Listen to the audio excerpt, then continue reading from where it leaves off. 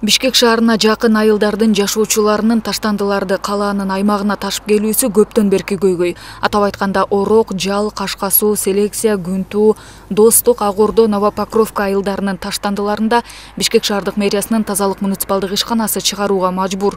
Натыйжада жыл башынан берки кошумча жүктүн эсеби 2000 тоннадан ашкан.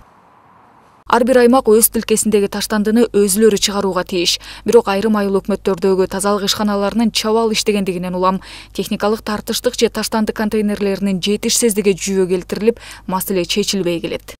Мисалы 7-августта Кызыл Суу айыл өкмөтү жанында 5 айыл өкмөтүнүн таштандысын межмуниципальное сотрудничество деп коет, кызматташуу кылып туруп, баарыныкын чогуу бир эле муниципалдык ишкана алып чыгат.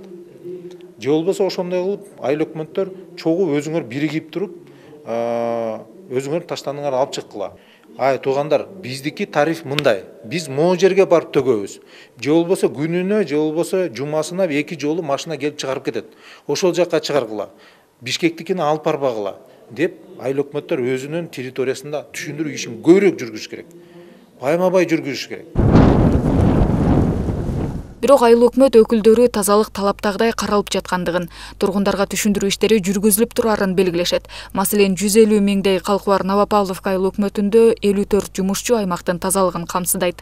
Ишканада жалпы 18 техника болсо, мунун 14-ü быйыл жаңы алынган. Кандай гана биз убагында чыгарып, ошол таштандыны өзүбүздүн полигонго таштап эме кылбайлы, бирок адамдар деген ар кандай болот экен. Мүмкүн биздин территориядан деле Бишкек шаарында таштандыр болуп жатса керек, бирок негизгисинен бизде бирок таштанды чыгаруу маселесинен өтө деле чоң көйгөй жок. Түшүндүрүү иштери жүргүзүлүп келген, жүргүзүлүп жатат.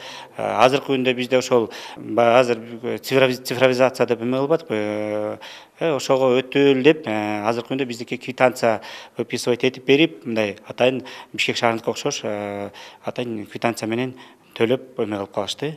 Ал эми Бишкек шаардык мэриясынын тазалык муниципалдык ишканасынын ансыз да убарасы көп. Белгилүү болгондой, буга чейин Октябрь районунун тургундары акыр-чекир үйүлүп жатканынан нааразычылыктарын билдиришкен. Таштандыны чыгарып кетүүгө ишкана жетекчиси 10 күн убакыт берүүнү суранган. Бирок техника жөнүндө мен мына айтып кетейинчи, рас болуп калды. Азыр техникабыз балыкчыга жетти.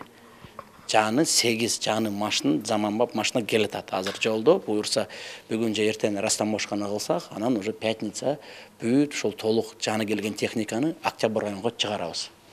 Мен кечеде кайрылдым Октябрь районунун тургундарына 10 күн чыдасын. 10 күндүн ичинде биз толук Октябрь районду тазалайбыз.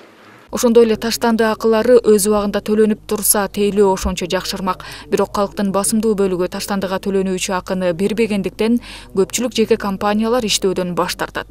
Бул өңдүү маселелер тегерек столдо кеңири талкууланып, бааларды жөнгө салуу, ишкерлер менен айыл өкмөттөрүнүн биргеликте иштөөсүн жолго коюу боюнча сунуштар айтылды. Орок таштанды чыгаруу тазалык менен же Бишкек тазалык менен айырмасы жок.